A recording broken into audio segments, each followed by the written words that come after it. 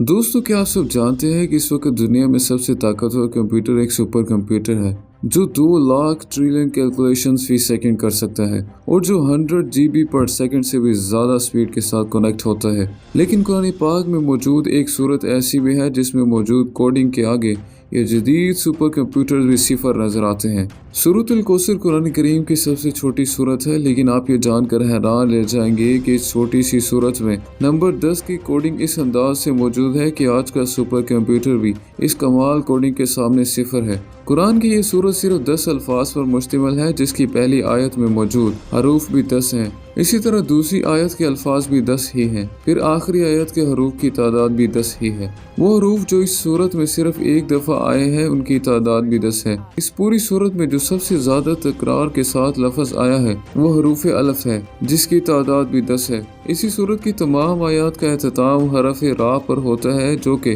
हरूफ हिजा में 10वां नंबर शुमार होता है। दोस्तों, कुरान मजीद की वो सूरत जो सिर्फ रा पर एहतमाम पजीर हो रही है उनकी तादाद भी सिर्फ 10 है, जिनमें सूरतुल कौसर सबसे आखिरी सूरत है। इस सूरत की हर आयत में मौजूद दूसरे लफ्ज का एहतमाम काफ पर होता है और ये तीनों अल्फाज 10 मुख्तलिफ हरूफ से मिलकर बनते हैं। जैसे कि पहले जिक्र हो चुका है कि इस सूरत की हर आयत के दूसरे हरफ का एहतमाम काफ पर होता है और हर आयत आखिरी अल्फाज एहतमाम रा पर होता है।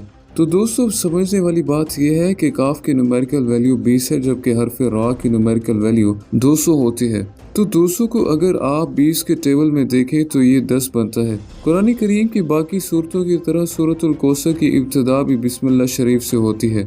अगर आप गौर करें कि बिस्मिल्लाहिर्रहमानिर्रहीम के आखिर और इब्तिदा दोनों तरफ से आप देखेंगे तो इसमें मौजूद हरफ रा का नंबर 10 ही आता है, चूँकि बिस्मिल्लाह में मौजूद हरफ की तादाद भी 10 ही है। पूरे कुरान करीम में सिर्फ 2 ही ऐसी सूरतें हैं जिनका आगाज इन्ना से होता है और जिसका एहतमाम रा पर होता है। पहली सूरतुल कदर है जो कि कुरान करीम की 97 नंबर पर आती है और आखिरी सूरतुल कौसर है जो कुरान करीम में 108 नंबर पर आती है। जबकि सूरतुल कदर जिसकी इब्तिदा कुरान करीम में इन्ना से होती है और सूरतुल कौसर कुरान करीम में मौजूद दूसरी सूरत है जिसका आगाज हरफ इन्ना से ही होता है। तो इन दोनों सूरतों के दरमियान सिर्फ 10 आयतें ऐसी हैं जिनकी इब्तिदा इन्ना से होती है। इस तरह सूरतुल कदर की आखिरी आयत से लेकर कुरान पाक की सबसे छोटी सूरत इन्ना यानी सूरतुल कौसर की पहली आयत कुरान करीम में सिर्फ 10 ऐसे अल्फाज हैं जो हरफ रा से शुरू होते हैं और कुरान करीम की सूरत 97 यानी सूरतुल कदर की इब्तिदा हरफ अलिफ से होती है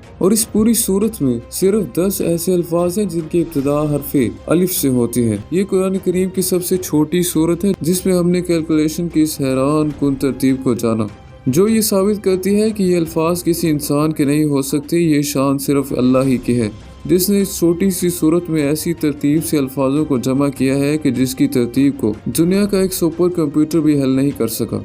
अब आप सोचें कि ये तो कुरान करीम की सबसे छोटी सूरत है, तो कुरान करीम की बाकी सूरतों में कितनी ज़्यादा कैलकुलेशन मौजूद होंगी। अगर आप इसके बारे में सोचना शुरू कर दें तो यकीनन आपकी सोच ख़त्म हो जाएगी और जवाब दे जाएगी। और इसीलिए अल्लाह ताला कुरान करीम में फरमाता है कि हमने अपने बंदे पर जो कुछ नाजिल किया है, अगर तुम्हें इसमें शक हो तो इस जैसी एक सूरत भी बना कर ले आओ।